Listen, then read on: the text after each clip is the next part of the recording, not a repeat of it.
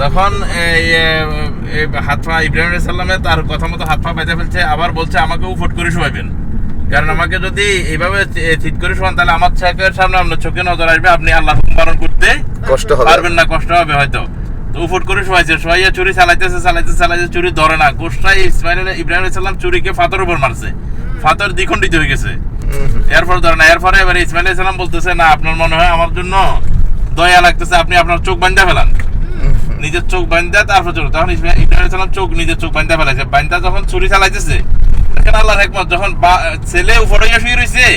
বাপের চোখ বান্ধা ফেলাইছে, এখন তো আর কিছু দেখতেছে না, এই ফাঁকে দিয়া জিবরাইল আলাইহিস সালাম আইসা ছেলেটাকে উঠে নিয়ে গেছে। জব হওয়ার পরে এবারে